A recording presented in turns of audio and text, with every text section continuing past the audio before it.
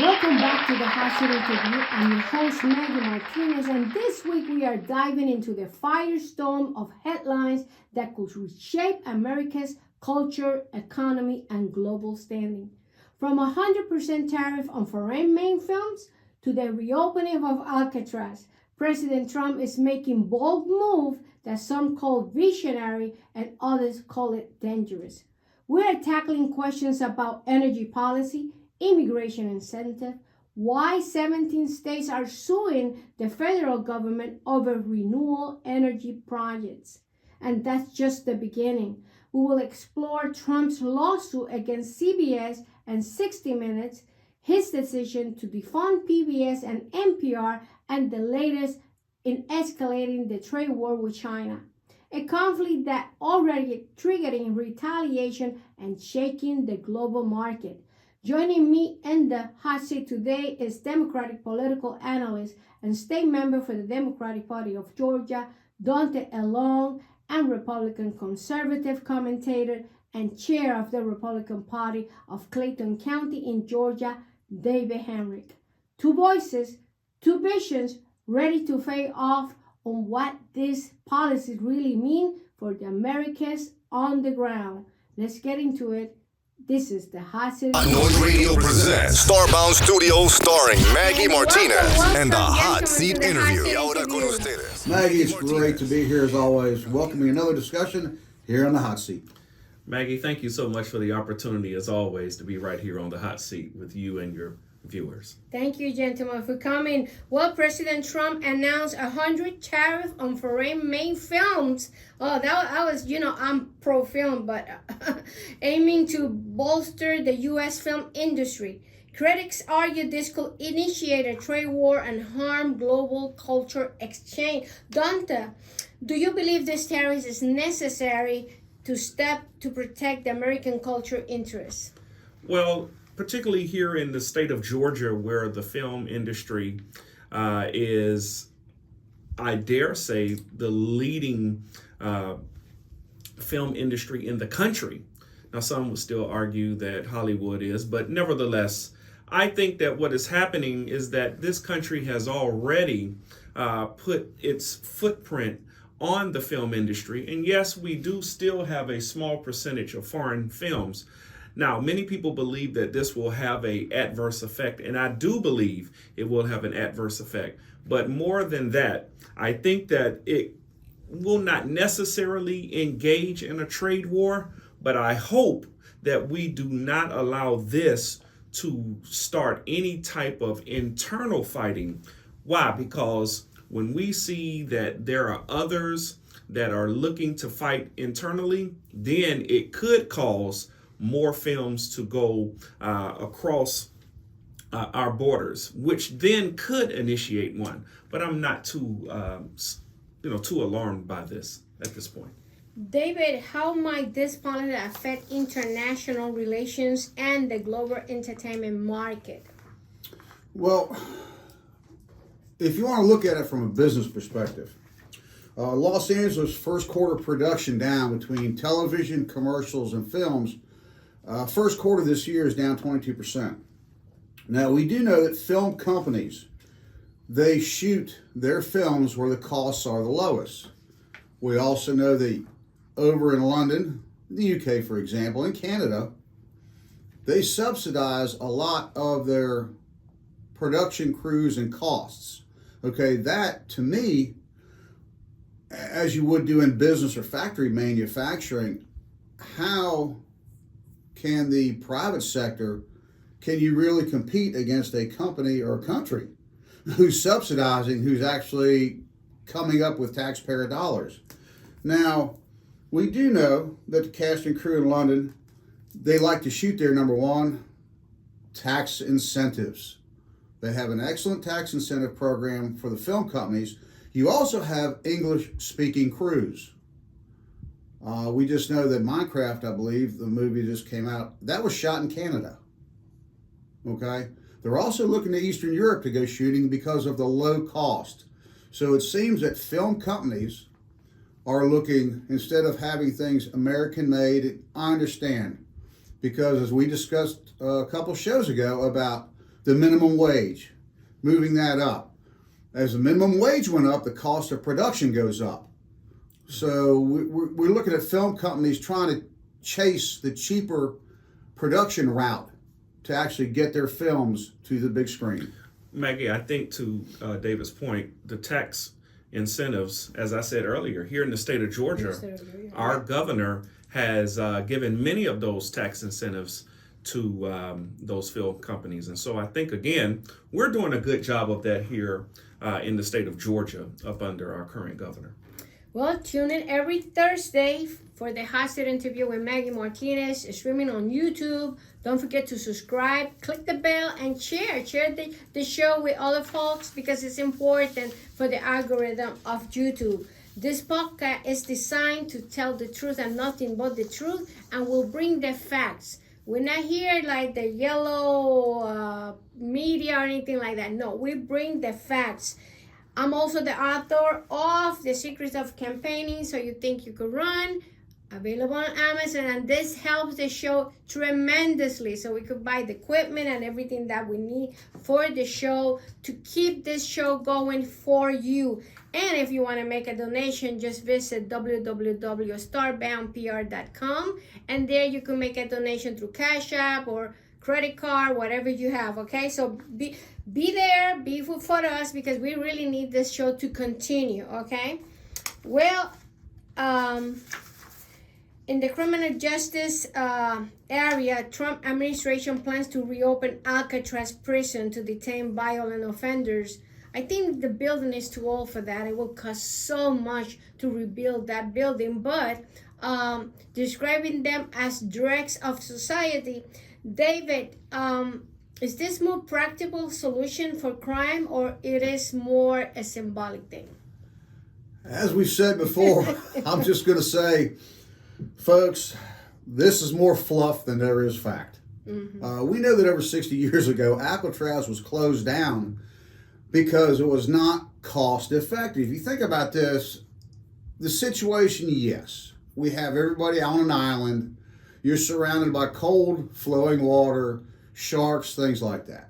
Okay, it sounds great for security, but it is so impractical because you have to have a boat and a crew on standby 24 hours a day. You have all that maintenance. Folks, Mother Nature and time have degraded Alcatraz, or the best thing it's for now is a tourist attraction, and that's the only thing it's going to be, is a tourist attraction. Remember, what we need to look at is a lot of the facilities that have been owned by Core Civic. They're a long-time ICE detention partner, has reopened 2 detention facilities in California. Some of these old closed down, and I say old, they're only a couple of years, but they have been now reopened by ICE and turned into detention facilities.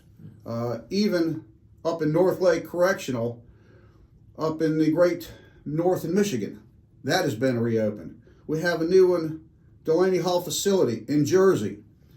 So ICE right now, because of the immigration enforcement, is actually opening up some of the federal detention facilities that were closed down. Now, as far as Alcatraz goes, right now we have Supermaxes. The Supermax has taken the place of Alcatraz, and a lot of the, quote, dregs of society, that's where you'll now find them, like the Unabomber and a few others. Well, let's go to energy and policy. 17 Democratic-led states are suing the Trump administration over its effort to block new wind energy projects. Does this federal stance undermine state initiative toward renewable energy? It absolutely undermines. Up under the Biden administration, we saw a push for wind energy, renewable energy, and as we saw that in President Biden's plan, that wind energy was going to be one of the contributing factors moving forward, and reusable energy, even more than electric.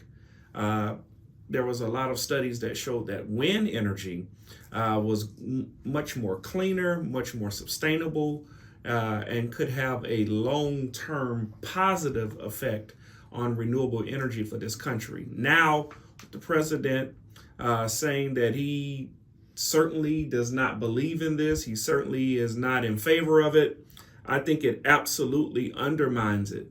And I asked the question, but for what reason?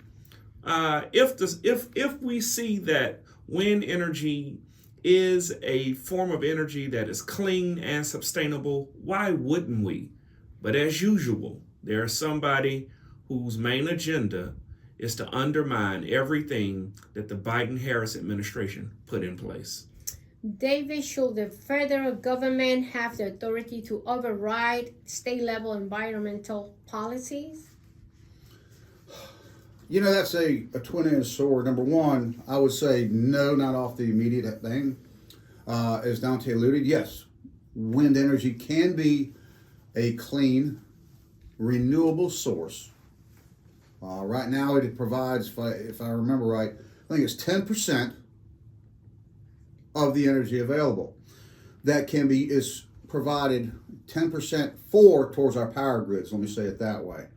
Now, most of these, what Trump has objected to, on the East Coast, especially in the New England areas, a lot of these wind farms are offshore. Now, I know a group of fishermen up in Massachusetts have filed a lawsuit because saying it would interrupt their fishing to have these wind farms built out off the coast. They have lost that suit. That has been dismissed. I think it's Vineyard Wind is what they went against. Now, like I said, a lot of this is on the East Coast. My thought, and I'm guessing the administration's thought, is what would this occur as far as marine damage? Have the environmental studies been done completely, or was this a rush to sell leases by the Biden-Harris administration? Right now, I don't have the exact facts to present those to you, so I'm not even going to guess. But I know we have to weigh the good with the bad whenever we go forth. Now, a lot of the wind farms that are out in the Midwest, there's been no issue with. Right now, it's only this concentrated little area offshore on the East Coast. The other wind farms are being built, are in operation, and are producing. Which is going to slow down President Biden's projection that by 2030, I believe, he wanted it to be 25% of all renewable energy. So by closing these down, it's going to make us not continue on the fast track, but rather on the slow track. Well, the administration is offering $1,000 on travel expenses to undocumented immigrants who voluntarily can self-deport themselves, suggesting it may lead to future legal immigration opportunities. David, is this policy your main approach to immigration enforcement, or is this a failure that he cannot take out of this country so many people at the same time? I think it's a win-win situation. You are now, instead of, and as Daunta, we've discussed this on the immigration and everything before, instead of splitting families up, instead of interrupting the family unit, they can sit and make a combined decision. Do we want to do this? At the same time, when they're paying travel expenses, remember, they get to bring their stuff with them. Granted, if they have a townhouse or condo, no, we're not going to be bringing physical real estate, but they can bring some of their wealth they've acquired here. Their travel expenses will be paid, and they have the option of their destination. Now, to me, it also keeps their place in line for legal immigration. Now, remember, that's if that's what they want, if that's the end goal in this game, it still maintains their position. They can return home if it's allowable, and therefore have the option to have their case heard in the court system to return. Well, Dante, could this be seen as coercive or ethically questionable? Because really, $1,000 to move to another country, it's not much you could do with it. It takes more than that to move to another country. Yeah, we know that it takes more than $1,000 to move.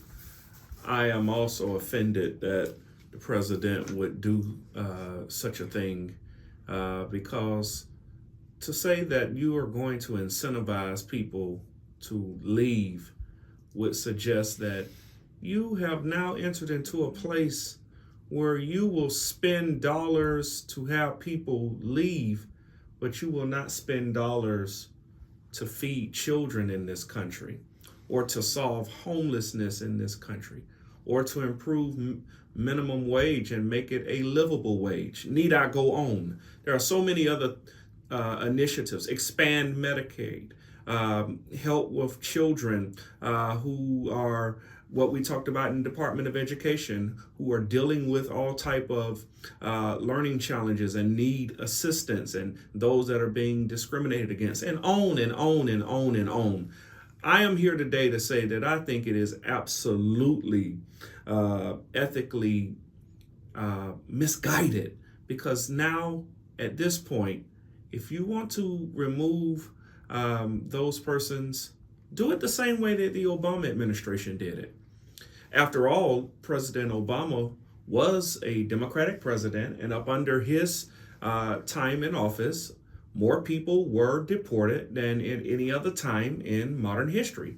So if you want to deport those who are illegal, follow the Democratic President Barack Obama's playbook so that you can understand how to do it correctly. Well, wouldn't you say that at least since Obama just shipped him out of the country, at least he's putting an incentive out there? It's $1,000 and paying for travel expenses. Now, saying this, is it morally, ethically correct? No, that's a question we're still deciding. No, you have people on each side saying no it is, others saying yes it is. Now, you're always going to have that two-sided argument. However, as the mayor of New York and even up in Chicago said, these illegal immigrants are taking us to bankruptcy. Now, I would say along your guidelines, if you could look at this as maybe an end around of, I'm not going to say stay in Mexico, but stay back in your home countries, we will have your hearings that will reduce the cost here. And then maybe we can move forward with some of the programs you're talking about. I don't think we could get money for how many people are here? 20 million? 20 million. 20 million. You do the math out there, So do the math. viewers. 20 million people times $1,000. When again I say the Democratic President Barack Obama did this, and I want to ask the question, exactly where are the $1,000 coming from? I think it's going to come from you and I, the taxpayers here in this country. It already is. We're paying for the people to be here. I believe Eric Adams said, what is it, $1,000 per family they're giving out on a monthly basis? If his numbers were correct, some of those migrants. So we have to look at, I don't think there's an easy answer to this. I mean, theoretically, we have over 7 million that they're trying to giving this option to. Now the others, and I'm going to go with the 7 million being, that's the recent under the last previous administration. A lot of the other migrants that came here, they have waited patiently. They're in line. And personally, I don't think that we should put the new migrants ahead of those who have already had some hearings and who followed the law to become American citizens. I know it's important for this country, for everybody that comes into this country to follow the law. I am pro-law. But to say that the immigrants cost the government money, we're not really saying the truth. Because anybody that comes here to work, either they work with a tax ID number or they work with some sort of permit from the immigration department. So we have to revisit this and bring the data. I would like to bring the data in the show. This is something that really we need to keep discussing it, because it's more what meets the eye. And I'm Hispanic, so I live it from my own experience. And we really need to bring to this show the discussion how much really the immigrant cost this country. And you're gonna see that the numbers are going to surprise you. I will not present them today, but okay, I don't have them in front of me, but we will do that. Okay, Defense Secretary Pete Hess has ordered 20% reduction in top military positions to streamline leadership. Daunta, will this restructuring enhance military efficiency? Well, we're looking at the president's new budget that's being presented. And we see that military spending is at the top of the budget once again. And so with that being said, I'm sure that even with the reduction, there will be some type of strategy that will enhance the military in a way that causes Pete Hegseth and all of the military officials to feel comfortable with, because they've got the money that the president has allocated for them to do whatever they want to do with it. David, might this compromise national security or military readiness? No. I know he has asked for a 20% reduction in those who are 1 star and above. What he wants to do is try and theoretically propose that we have a more battle-ready military. He also wants to move some of the people out of the Pentagon. And being from Northern Virginia, a lot of people I graduated with, and of course now this was 50 years ago, they went to the Department of Defense, they went to work at the Pentagon as civilian employees. Some did go in the military. I know of Rear Admirals, full bird colonels, Master Chiefs out of the Navy who have put in their 20, 25 years and who, like me, they're semi-retired. But what we're looking at is a reorganization, a restructuring, if you will. Now, we've spent millions and millions of dollars over DEI stuff, and as far as changing the names of military bases, changing the names of this, changing names of that. My question is, what did we get for that other than a name change? Now, I'm hoping that by this reduction, it's going to be done through voluntary retirement. As we know, a lot of our guys, like I said, they're my age. We're getting up there in years. And to let the older fellows step back, maybe be mentors, if you will, to those who are up and coming. Well, President Trump has paused all aid to Ukraine. Now, I want to go back on this because the latest I heard was that he opened again the security surveillance, and my understanding, they already signed the contract for the metal, steel, whatever they call Yes. it. Does this approach risk alienating allies and emboldening adversary, David? Well, we know they finally signed the mineral deal. Mm-hmm. And like we do, a lot of the shows we touch on weeks ago, we literally, because these are current topics we bring to our viewers, there is always a constant update. Now, as we discussed before, a lot of the mineral resources, the surveys were done years ago by the Russians. How good are they? We don't know. Development of those minerals, we're looking at a decade out. And of course, while the war's going on, you can't really send scientists, miners over there, and you can't, protect them to do the job that they need to do to develop these minerals. We know they're there. The volume, unknown. There's great possibility. But at least for our aid that is now flowing, I'll say that, to Ukraine, the Trump administration has got something, granted we're a decade off, to help pay back the aid we are giving to Ukraine. Daunta, could this strategy lead to a more favorable resolution of the conflict? Well, the resolution supposedly was going to be brought to the table a day or two after the president was sworn in. Viewers, did I miss it? So I don't know. At this point, the conflict may resume, it may not. The president has the ball in his court. Well, Trump's economy policies, including new tariff and budget cuts, have led to market fluctuation, with the S&P 500 and NASDAQ experiencing declines.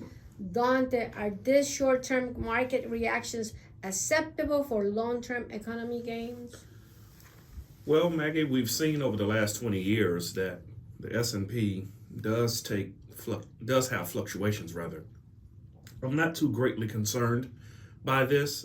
These numbers do not look as staggering as the 2008 numbers. So with that being said, I think that it will not have an adverse effect on long-term performance. But to those who are watching us, I know that when you see these cuts and when you see these drops, it's something to be alarmed about. But I'd ask you to simply wait it out, and I believe that we will see a better outcome long-term. Well, David, could this policy have lasting negative effects on the economy? Well, if it fails, then the answer would be yes. But I'll go back to what Daunta said. You know, I check my investments and I have them spread out, and I'm not going to give a shameless plug to the different companies I've invested in or the mutual funds, but yes, they do go up and down.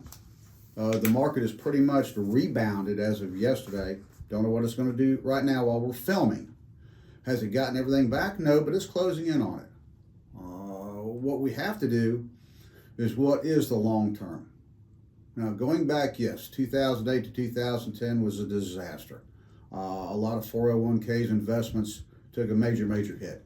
This was a little temporary blip on the screen, if you will.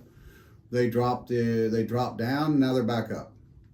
Everything fluctuates, depends on what the economists and actually what the traders, what they decide. If they panic and think, I want to get out of here, I'm going to sell high. Okay, so it's 41,000 points on the Dow. They think it's going to drop. They sell. It goes down to 39. They take the money and rebuy. Yeah. Smart move for them because now it's back up to 41, so they made a lot of money. They did a lot of money. Yeah, they did what they're supposed to do. They took advantage of a situation, in my opinion, but that's why they have the education and knowledge they have. But for us individuals right here, everything's going to have an ebb and flow. It's like the tides. My thought is, and suggestion, and from what others, don't panic. You know, we're in investment for long term, not short term. Well, I had to go back and see 60 Minutes show yesterday, and I saw it twice because the segment compared President Trump to a mob boss, leading to a $20 billion lawsuit alleging election interference. Now, David, did this lawsuit threaten journalism freedom? No, I don't believe it does. I believe, if I recall, this had to do with the interview with Kamala Harris. And the allegations were that the interview was edited. Now, these are what the allegations are. That it was edited, which happened before the election, to give her a different outlook, a different view than what the original interview supposedly was. This is where the charge and lawsuit comes in at. Now, I haven't been privy to the facts of the case, so I will not put any fluff in on this. Not going to happen. I don't have the complete facts, but I do know that subject is what the lawsuit is about. And actually, no, I don't think it does jeopardize journalistic freedom. The lawsuit contends with the way the interview, the final product was displayed, not the overall journalistic content. Well, in another show in 60 Minutes, CBS aired a segment in which correspondent Scott Pelley examined President Trump's executive action targeting major law firms. What is your take about that, Daunta? I think that the journalistic freedom of many journalists in this country is how you and I get to the bottom and get the hard facts of what's really going on in the administration. You'll notice this doesn't just happen to our current president. This happens to all presidents, all administrations. And so I don't think they're overstepping. I think this is what makes our country so great, when journalists are able to do their jobs. Well, President Trump has escalated tariff on Chinese import. I don't know why he doesn't stop the fight with them to as high as 145% today. Today is 110 days of President Trump's being in office. They need to incentivize domestic production and address trade imbalance. China has retaliated with tariff up to 125 in U.S. goods. I think nobody's winning here. But anyway, Daunta, do you believe these tariffs are effective tool to strengthen the U.S. economy and manufacturing sector? Well, I think CBS once again put out a message just the other day that Americans hurry up and get to the markets. I think it was Target and Walmart and a few other CEOs that said that very soon all shelves will be empty. Some will look at this as, well, we're being a little presumptuous. Others will look at it and say, no, it's not going to happen. But I will say that I don't see currently how we're strengthening the economy with China, particularly just with China, when you have their leaders saying they're not going to back down. Our leader is saying he's not going to back down. And I guess this is going to just play out to see who crumbles first. That's right. Wow, you and I as Americans are suffering the brunt. Well, David, could this approach lead to a prolonged economic tensions and unintended consequences for global trade? Well, right now, remember, China depends heavily upon the U.S. market. Once they produce this, it's done. Now they got to do something with it. And it's not like they have unlimited warehousing abilities. They do have some. And right now, a lot of the cargo ships are being used as warehouses, because now that the stuff is manufactured, and as we've seen here, of course, down in Savannah, our port traffic has dropped. They're trying to figure out what they're going to do with it. They're trying to sell it in country. Not happening. People don't need it. They're trying to go other markets. Not happening. Those markets are saturated. Now, we do know that a lot of the electronics and appliances stuff have received waivers. I bet temporarily, but right now they are on waivers from these new round of tariffs. Now, as we said before, President Xi, he wants to know the outcome of negotiations before he enters. And I've stated before, you have other countries that are looking at their association with China, since China has violated most of the World Trade Organization treaties that it signed and the agreements. It has violated them. China, remember, Xi is going to go China first. Now, right now, the Secretary of Ministry, I believe was her correct title, has indicated that they are willing to do negotiations, but they've already given us guidelines for the negotiations. We need to drop our tariffs. We need to do this. They're trying to call the complete shots. And I'm going like, well, you guys, if you'd have lived up to your agreements under the World Trade Organization, I don't believe we'd be in this situation right now. Daunta, I don't know, but right now we have 200 tariff issues with so many countries, and from the beginning I said, why don't Trump go slower and tackle all these problems, but not at the same time like it's right now? What is your take about that? Because 200 countries that we are battling right now. Yeah, I think the president has been most aggressive, and in his aggression, it boils down to what David just said. We're looking at who's going to call the shots. To the point, we are the world's largest consumer. Many other countries are producing things that you and I enjoy every single day of our lives. The president has asked us, instead of having 8 dolls, maybe we only have 2. Instead of having 5 televisions, maybe only have 1 or 2. I am saying at this point, if what we heard from those retailers is true, we won't even have 1 of anything or 2 of anything, because we're looking at entering into a time where scarcity may become the norm until we can work out deals that make sense for America. You know, as these retailers say that, you got to wonder, are they looking at their bottom line, or are they looking out for the consumer?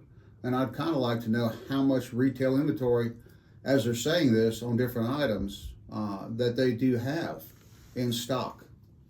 Just throwing it out there. Well, President Trump has signed an executive order directing the Corporation of Public Broadcasting to seek federal funding for NPR and PBS. I was very surprised by this move, especially because those are the ones that I like to listen when I'm in the car, citing concerns over alleged partisan bias and misuse of taxpayer funds. Critics argue this move threatens the independence and viability of public media, especially in rural areas where such outlets are often the primary source of new and educational content. Daunta, do you view this action as necessary step to ensure that taxpayer money is not supporting biased media? Well, Maggie, I know we're going to go to the area of NPR, but you can't just focus on NPR and not focus on the PBS, the shows that you and I have grown up as kids watching. I don't want to go through that litany of shows, but you and I have watched those shows all of our lives. Most of us, when it got to the news, we're not like you, Maggie. We don't turn on, some of us turn the television off, because we've enjoyed a full day's content of educational content. Now, having said that, I do understand that the NPR has made statements that seemingly or allegedly are biased against the president and the current administration. But I think we're getting to a point now where the president is just getting to the place where if he doesn't like it, he just wants to cut it. Yeah. If he doesn't find it, or if he just has a great idea, we just need to reopen Alcatraz, even if reports have shown that it will cost 3 times as much to reopen it as it would to close it. We've already built other maximum. Let's just be real.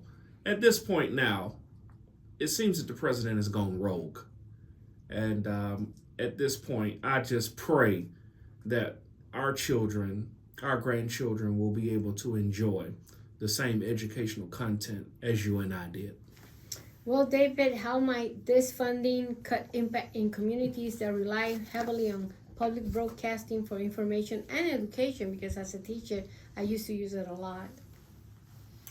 Well, I sure hope we don't lose the Grouch and the Cookie Monster. Just saying. Or Clifford the Big Red Dog, right? The yellow bird. But saying that, when we talk PBS, NPR, a lot of the funding that, and we discussed it many shows ago over when some of the branches, especially when we started talking about, Department of Health, Department of Education and things, different departments that they wanted to trim and shut down. Some of the education and funding was going to, as REM is putting out, Radio Free Europe. We do support a lot of that. Now, I have not seen if these are some of the direct cuts, if he wants to cut out a lot of the funding for Radio Free Europe and things that we do overseas and allow PBS NPR to continue. I would like to see a line drawn, and I want more definitions of exactly what you're saying. Here again, yes, we all know Sesame Street, things like that. Clifford is another one. The Count, of course, you know. So I would like to see the administration look and get with Linda McMahon. Hey, how can we utilize this in the classrooms? And are we taking something away? Are we taking away an educational tool which could be utilized for the benefit of our children's education? Or maybe Linda McMahon may put WWE on PBS. Well, hey, physical education. Thank you, gentlemen, for coming today. This discussion is really good today. And well, tonight we heard passionate and thoughts-provoking perspective on some of the most consequential policies and statements coming from President Trump in his 110 days in office, from tariff up global markets to shift in criminal justice and immigration. We need to continue talking about immigration because I really want people to understand that I know people have come in this country illegally, but they have provided this country with their hard work a lot to this nation. This is Maggy Martinez, the Hot Seat Interview. Until next time.